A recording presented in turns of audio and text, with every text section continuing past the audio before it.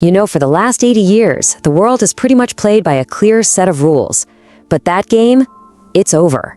Right now, we are smack in the middle of a massive global reset. The old system is breaking down, a new one hasn't been born yet, and in all that chaos, a new struggle for control has begun. And look, this isn't just some fringe idea. This quote was the dominant feeling at the most recent World Economic Forum. Just think about that for a second.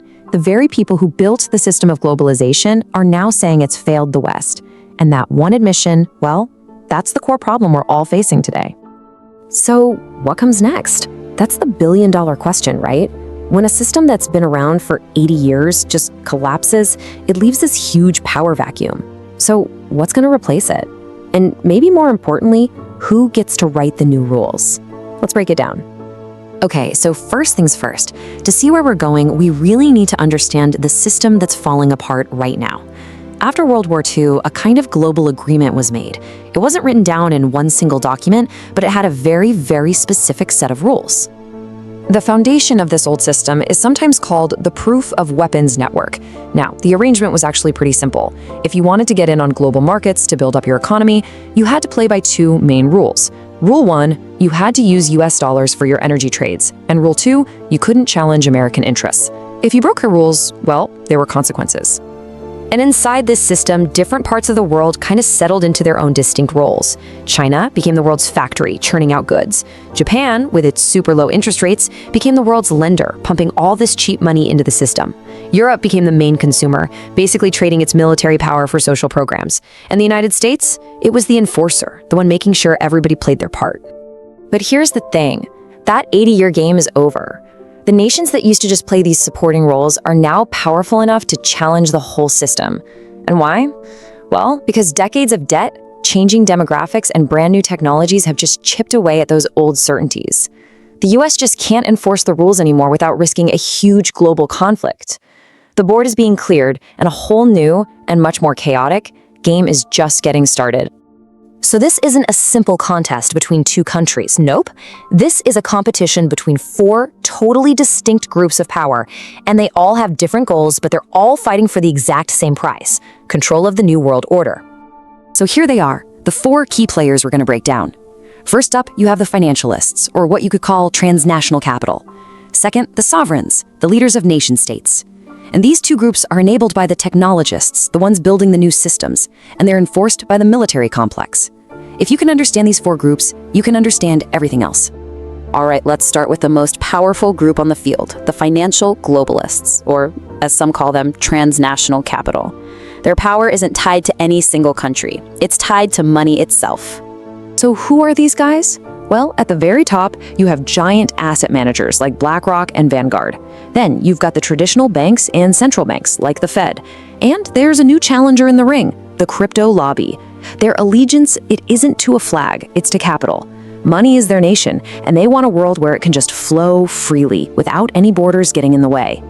And this is the main source of their power. See, they don't need to pass laws or command armies. They control access to capital. And by controlling the money, they can steer the decisions of pretty much every major corporation in the world. I mean, if a CEO wants their company to grow, they need capital. And to get that capital, they've got to play by the rules of the people who have it. And this data, right from BlackRock's own website, shows that power perfectly. Even though they're managing other people's money, they are the ones using the vast majority of shareholder votes, a staggering 89%. So what does that mean? It means BlackRock, not the actual investors, is really steering the ship for the world's biggest companies.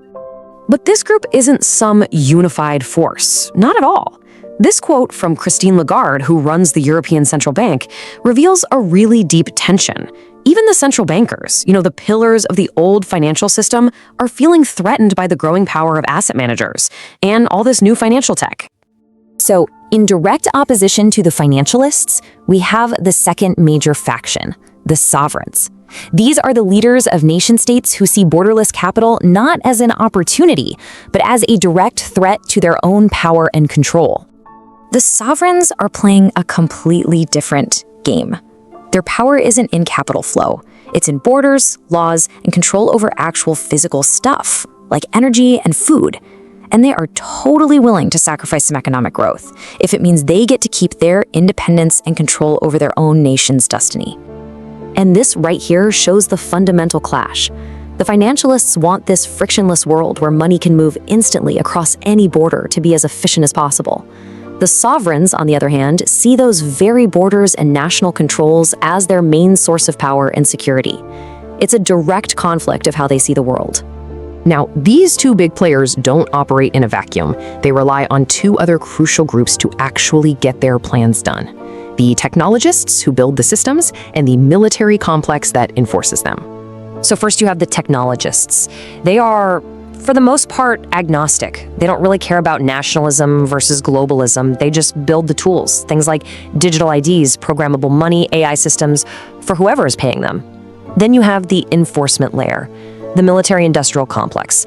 They thrive when things are unstable, but at the end of the day, they answer not to governments, but to the financial powers that fund them. So we've got the players, we know their source of power. Now we get to the most important question of all. What does each of them actually want? What is their end game in this whole competition for global control?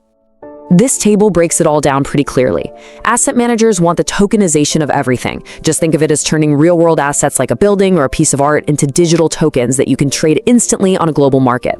Banks and central banks want to hold on to their power through central bank digital currencies, or CBDCs. The sovereigns, they just want national sovereignty, the ability to control their own destiny. And the technologists, they just want the contracts and data to keep on building these new systems. And this really gets to the existential battle over the future of money. This quote from a central banker at Davos lays bare their greatest fear. New technologies like crypto and tokenization threaten to cut them out of the system entirely.